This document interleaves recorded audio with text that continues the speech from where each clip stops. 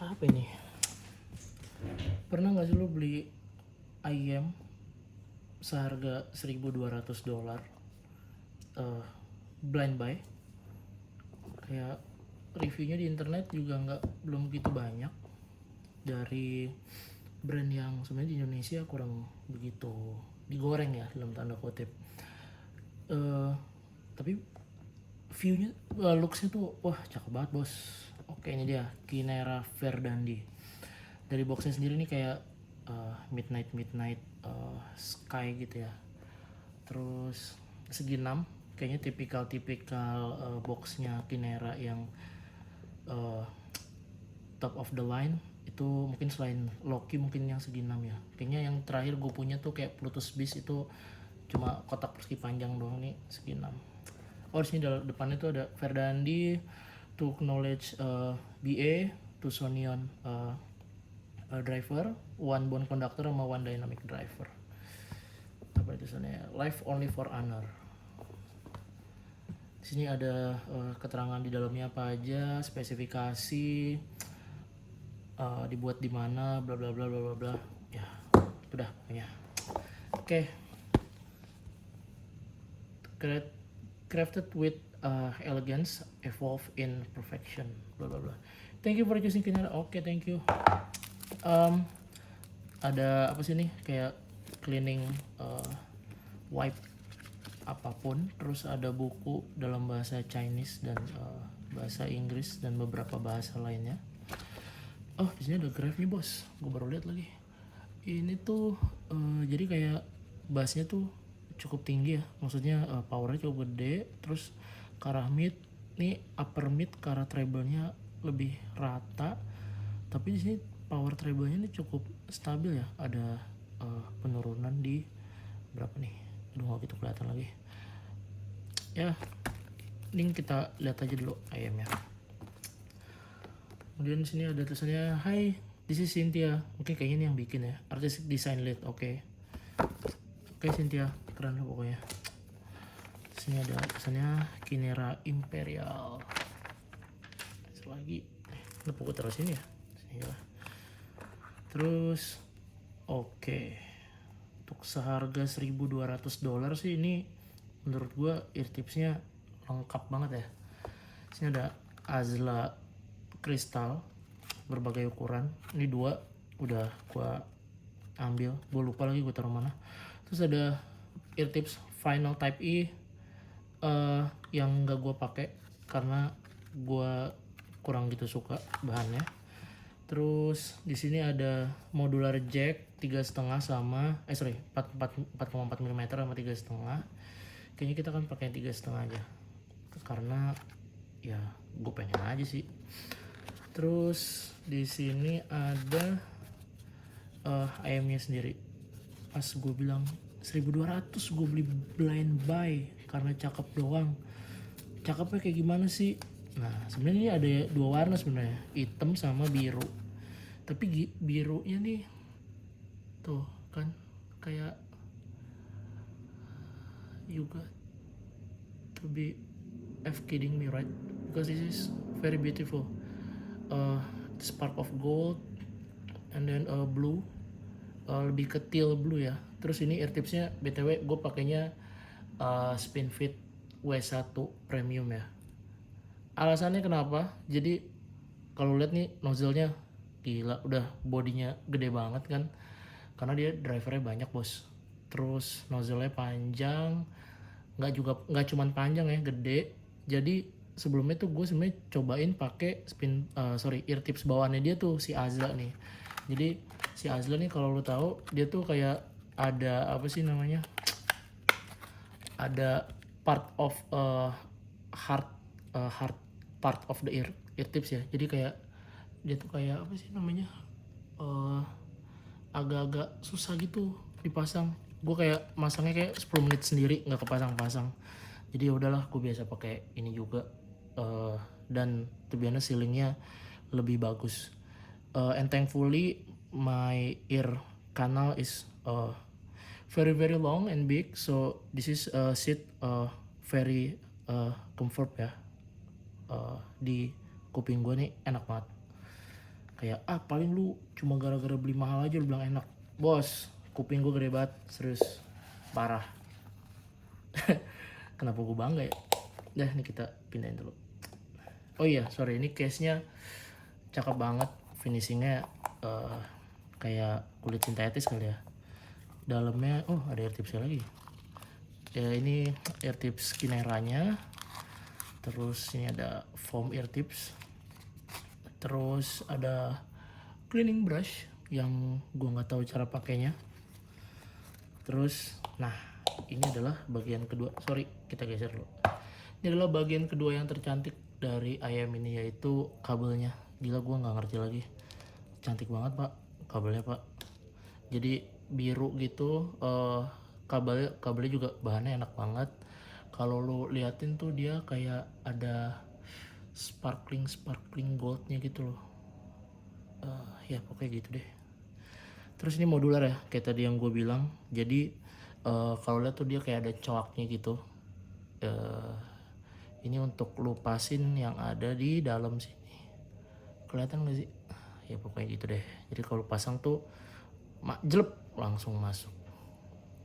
Oke. Oh iya lupa. Ini dia 2 pin ya, 2 pin.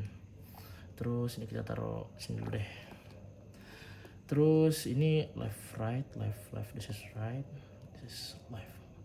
So ya, kenapa gue beli ini selain karena cantik, ternyata pas gue pakai, oke, wow, I get wow feeling ya. Jadi gue tuh sepanjang gue di dunia peraudioan ini yang baru seumur jagung, gue udah nyoba kayak dulu gue punya 64 audio U4S. Kenapa gue beli, kayak once gue cobain tuh itu mind blowing banget menurut gue, jadi gue langsung beli.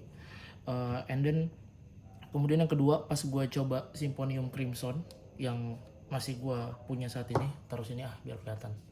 Nah itu juga wow banget karena dia treble-nya lebih lebih ngecering, kemudian dan lain-lain lah. Mungkin nanti gue akan review sendiri soal ini. Yang ini tuh surprisingly bassnya, man, bass is not very special. It's average on their on price, but I think the sub bass is, man, it's very special ya, the sub bass. Maybe because of the bone conductor driver. Mungkin karena bone conductor drivernya yang menurut gue ini implementasinya bagus banget pak. Gue punya Plutus Beast, itu Kinera Plutus Beast yang dia katanya sih pakai bone conductor juga ya. Cuman sub bassnya tuh geter-geter doang gitu loh. Jadi ya geter-geter kayak apakah sub bassnya geter ya gitu. Tapi kalau ini tuh nambah tekstur bassnya tuh bener-bener bikin soundstage-nya tuh white banget pak. Jadi bener-bener yang soundstage-nya tadinya white dan airy karena sub bass-nya yang spesial. Jadi ketika dia rumble tuh bener-bener ngasih kesan yang bener-bener royal banget, rich banget. Jadi bener-bener apa sih namanya, soundstage-nya tuh terasa 3D-nya tuh lebih holographic. Jadi instrumennya tuh terasa nggak ada numpuknya sama sekali. Jadi nanti mungkin gue akan jelasin di bagian apa namanya, bagian imagingnya ya. Tapi ini sub bass terbaik, yang salah satu yang terbaik yang pernah gue denger ya. Dan menurut gue sub bassnya cukup unik dibanding sub bass hanya sekedar dynamic driver biasa aja gitu. Kemudian dari sisi mid-nya, menurut gue mid-nya nothing so special for this price point. I think it's quite good. Tidak ada sibilance, tidak ada, tapi tidak terlalu tebal, tidak terlalu airy juga. Jadi dia lebih ke natural gitu. Jadi kalau misalkan kayak beberapa ayam lain ya, kayak gue coba misalkan gue bandingin sama Crimson aja lah yang gue punya. Jadi kalau Crimson tuh dia bener-bener agak lebih tebal, mungkin karena dulunya kan Symphonium kan, kalau gue pakai Meteor ya dulu itu cukup tebal. Ini lebih tebal juga dan airy. Kalau ini tuh natural aja gitu. Jadi kesannya tuh lebih fun menurut gue. Mau vokal cowok cewek doesn't matter ya, nggak ada masalah, disikat semua gitu vokalnya, tapi tidak terlalu maju ke depan, jadi dia pas aja di tengah gitu. Mungkin karena soundstage yang gede, jadi lu ngerasa mid vokalnya tuh di tengah tuh enak gitu, pas. Kemudian dari sisi treble, nah treble ini tuh seperti yang selalu gue ceritakan di review-review gue kalau di Facebook ya. Gue kan ngepost di Facebook juga, if anyone doesn't know. So I'm a treble head lovers. So about the treble, I think this is not quite too much ya. Jadi semuanya tuh di tone dengan baik, nggak ada yang berlebihan.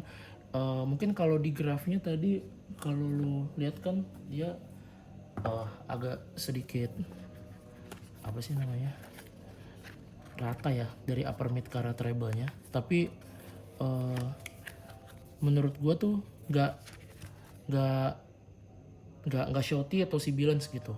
Jadi menurut gue ini bener-bener enak banget buat orang yang suka bass dan nggak suka treble. Menurut gue ini oke banget ya. Meskipun begitu, jadi dia nih nggak terlalu cering ya, tapi dia tuh juga nggak terlalu sparkling gitu. Surprisingly menurut gue ini bagus ya, karena kalau terlalu cering atau sparkling tuh kayaknya bassnya akan lebih ketutupan. Nah karena dia soundstage-nya gede banget, jadi part of treble-nya tuh nggak ada yang bertumpuk, semuanya tuh nggak ada yang buntung, extensionnya perfect banget, bagus banget menurut gue. Cuman balik lagi, mungkin karena ini gede banget untuk body sama nozzle-nya, lu butuh ear tips yang sealingnya harus bagus ya, karena kalau enggak lu akan nggak dapat perfect impression lah untuk kegunaan ini. Dari sisi clarity-nya, kayak tadi gue bilang clear, nggak ada sibilance, nggak ada moody bass, crystal clear from head to toe ya, pokoknya semuanya oke. Kemudian soundstage, like I said, this is one of the widest soundstage I have ever tried so far. And then for the imaging itself, atau dari sisi imaging instrumennya, semuanya nggak ada yang bertumpuk, bagus banget. Dan karena soundstage tadi yang gede banget, jadi lo kalau dengerin tuh dia tuh suara tuh kan kalau muter di kepala gitu loh, dari kiri ke kanan tuh bener-bener bagus banget. Jadi buat orang-orang yang suka megah lagu-lagu yang kayak orkestra ataupun, menurut gue ini oke banget. Walaupun secara detail mungkin bukan yang terbaik ya, tapi menurut gue ini cukup detail. Mungkin dari gua itu aja. Oh by the way, karena gua pakai 3,5, ini bukan karena gua malas pakai 4,4 mm ya, tapi menurut gua pakai 3,5 mm aja di Vio Q15 gua itu more than enough to drive this IM. Mungkin itu aja. Kalau ditanya ke gua, bang apakah ini layak untuk dibeli bang? Kalau lu punya $1,200 dan lu rasa gue butuh IM yang soundstage-nya gede, ini layak banget buat dicoba. Dan man, this is one of the beautiful IM I have ever seen, right? Do you agree? Setuju gak sih lo? Kayak anjir, gue baru sadar lagi nih kayak sparkling hijau gitu, keren banget. Tapi kayak gue bilang, beauty is pain, so I think this is not for everyone ears, because kayak lu percuma, kayak lu suka banget tapi kuping lu kecil, jadi pas lu pakai lu nggak akan dapet seal yang maksimal, jadi lu nggak akan ngerasain perfect impression dari IM ini, menurut gua gitu. Jadi saran gua, lu tetap harus audisi dulu, jangan tiru saya yang suka blind buy ya namanya juga hidup. Ya udah gitu aja lah, kepanjangan. Jadi menurut gue ini salah satu IM endgame gue yang berotasi dengan Crimson, Symphonium Crimson. Apakah layak dibeli? Ya terserah lu, duit lu ya kan. Oke, itu aja. Don't forget, trust your own ears. Oke, bye bye everyone.